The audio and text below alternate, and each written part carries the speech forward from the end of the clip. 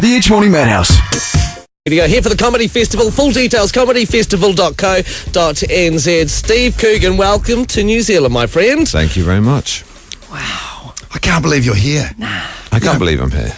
We get to interview so many, musicians and famous people when they come through, but I'm actually kind of nervous this morning. I'm just stoked to be in your presence. I hope that works in my favour. Right.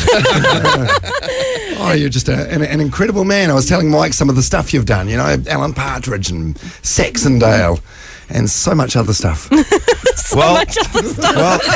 Dot. Yeah, you can Google the rest. Or YouTube it, No, it's good. I'm very excited to be here on this, I've not done live work for about 10 years, and the people who know my stuff and know what to expect, they'll get it live on stage. Right. So if you haven't done live work in about 10 years, have you been practicing, this show that you've brought here? Like, who do you practice in front of? I practiced it for 3 months in front of the British to get it in perfect shape for the New Zealanders. Nice. So it's in good shape. Hey, Oh my God, my chair just dropped 4 inches. Now these chairs. It's a lie detector test. This studio is about a year old, and we managed to get this built just before the recession kicked in.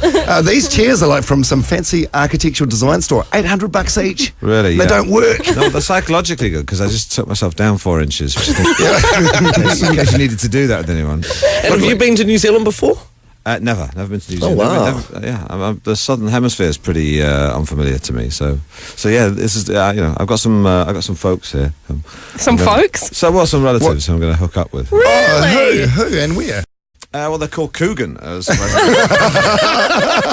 some in Auckland, some in Wellington, and some in Christchurch. Oh my God! Is there any relatives of Steve listening right now? Please call us 0800 The Edge.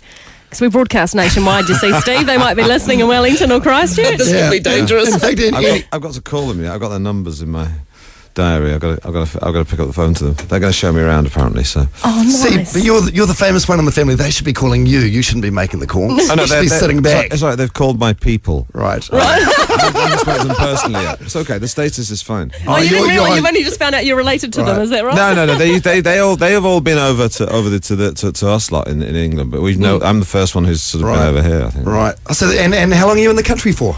Just over a week. Right. So do you have your family come and stay at your house and sleep on your couch, or? Yeah, more or less. But we've got a spare room. But yeah, we've done all that. Yeah. Really? Yeah.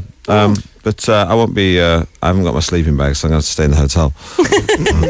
And do you manage to get around? I guess you don't know because you've only been in the country for about 12 hours, but so far have you managed to get around without being recognised too much? Without being recognised, I think I could just run down the street naked and no one would stop me. No, I mean, over here, I'm really not. I'm only sort of known on a kind of cult level. I'm sort of pretty famous, I suppose, in England and Ireland. I'm getting well known in America because of movies. But generally, no, it's kind of, this is all real sort of virgin territory for me. Yeah, and Ben's speaking of your movies, Ben still is a big fan of your work, and that's definitely helping. You've been in Tropic Thunder with him, Night at the Museum too. Yeah, and the first one, I've done 3 movies with him. Right. There's a lot. There's a lot of people in the industry who are kind of like hugely successful in Hollywood who like me. Which is the next best thing to being hugely successful in Hollywood. It's just like so I'm trying to grab onto all their coattails, and see what happens. But it's things are starting to happen out there, and TV and movies are great fun and everything. But it doesn't quite beat the buzz of smelling a live crowd. What, you said you were quite famous in the UK. What's it like for you there? Do you get hounded by the press? Do you have to live in a gated community? That sort of stuff.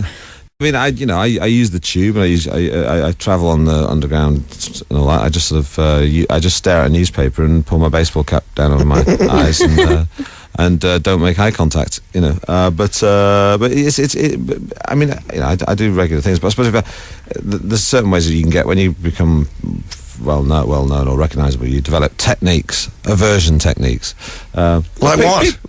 Well, for example, I know that if there's a bunch of guys coming down the road who are aged between 20 and 40, and they look like they're sort of fairly cool, that I'm going to get recognised. Whereas so I'll try and avoid eye contact and look at the shop fronts and not look in their eyes. Whereas if there's a bunch of 70-year-old blue rinsers or well, basically any attractive women, I know that there's no way they're going to recognise me. So I can look them dead on. Okay, if there was a carload of young guys driving past, what would they be likely to yell out? They'd probably yell out "aha," which was Alan Partridge's sort of catchphrase, which might sound bizarre to anyone who doesn't know, but it's based on the ABBA song "Knowing Me, Knowing You," aha. So they tend to shout that in the street a lot. And I'm guessing you hear a lot of very average I'm Alan Partridge impersonations. They tend to back off on the impersonation when they're staring me in the face. But they do shout aha, and they shout the name Dan over and over from an episode where I shouted the word Dan. This all sounds really steep. People think, this guy does comedy. Why do I want to go and see this guy? He's sort of saying the same thing over and over again. It all makes sense when you're there anyway. When I'm on stage, it will do.